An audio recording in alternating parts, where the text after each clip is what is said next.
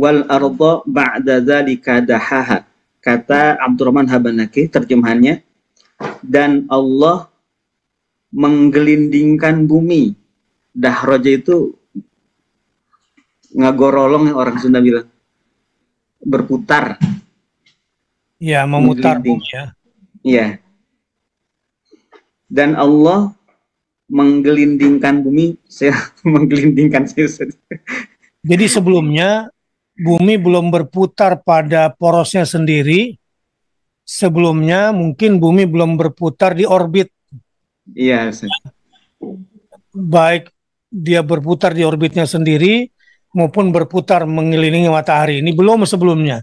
Nah, di periode sekarang ini setelah langit dicahayakan baru nanti apa hubungannya nih langit gelap dengan langit terang dengan bumi yang berputar pada dirinya dan berputar mengelilingi matahari.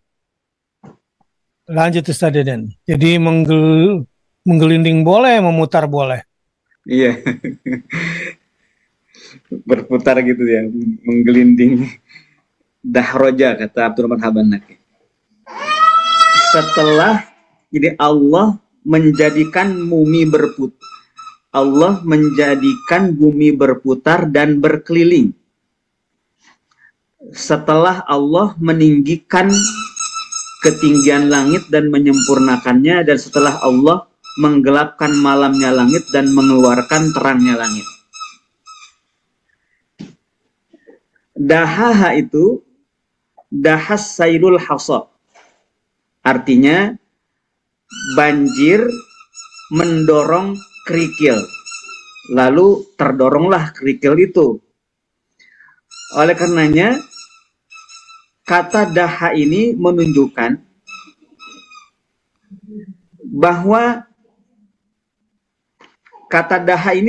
bahwa kerikil yang didorong oleh banjir tadi itu mempunyai dua gerakan. Pertama, gerakan berputar pada dirinya sendiri. Yang kedua, bergerak menempuh perjalanan. Jadi kalau ada air, banjir, maka batunya berputar. Selain berputar, dia juga menuju perjalanan ya, yang ke arah yang mendorongnya. Oke, lanjut Ya, Ustaz Deden. Ya, Ustaz. Penduduk Makkah mempunyai tradisi permainan. Yang itu nggak usah diceritain, udah cukup. Ini permainan orang Mekah. Bukan kelereng ya? Kelereng, Ustaz. Seperti kelereng.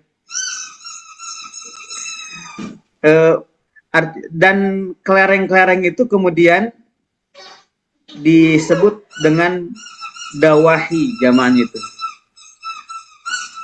Berarti kata dahaha di sini menunjuk itu.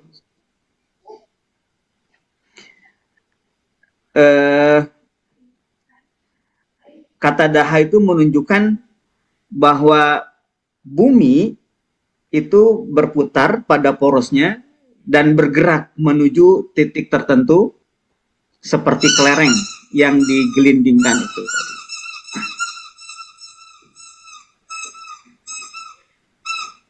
Oh, ini main kelereng Ustaz, tapi pakai lubang gitu ya Ustaz ya? Iya. Tapi ini jadi dalil bahwa dahaha itu menunjuk bumi itu bulat, bergerak pada sumbunya dan berputar mengelilingi matahari gitu. Karena kosakata yang digunakan itu adalah dahaha. Ini kata Abdurrahman Habanaki, seperti kenyataan atau keadaan bumi sesuai fakta berdasarkan para ulama alam, pengetahuan alam, bahwa bumi mempunyai gerakan berputar pada porosnya,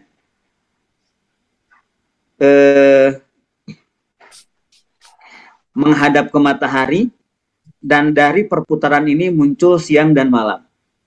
Dan bumi mempunyai gerakan yang lain, yaitu perjalanan mengelilingi matahari. Di orbitnya mengelilingi matahari. Dan dari pergerakan ini muncul 1 tahun matahari. 1 tahun matahari dengan 4 musim. Oleh karenanya bahwa ada kesesuaian antara nas Al-Quran dengan apa yang dikemukakan oleh ilmu manusia, ya, ilmu manusia. Sesuai dengan penemuan terakhirnya. Di sini kata al-ardu dinasobkan wal ardu, bukan al-ardu, karena menjadi maf'ul bih untuk kata daha yang ditakdirkan, yang disimpan. Karena ini termasuk bab istighol disebutnya. Jadi wal ardu ba'da dzalika dahaha itu tadi sudah saya sampaikan di awal, wadahal ardu ba'da dzalika dahaha. Jadi nasabnya itu bukan oleh kata dahaha yang di ujung, tetapi oleh daha yang tidak disebutkan. Baik, Ustaz. Ya, dengan demikian terjadilah proses yang namanya siang dan malam. Ya, jadi bahasan ayat sebelumnya, langit terang atau langit gelap itu masih di ruang lingkup langit, belum sampai ke bumi. Dan gimana ceritanya ada siang, ada malam di bumi, ada karena ada proses. Wa aghtasha laylaha wa akhraja duhaha. Ada proses yang mendahului sebelum terjadinya siang dan malam. Weh Fir'aun, ada yang mendahului kamu sebelum kamu belum jadi raja. Ada satu peristiwa yang besar sebelum kamu jadi manusia. Kok bisa-bisanya kamu sombong?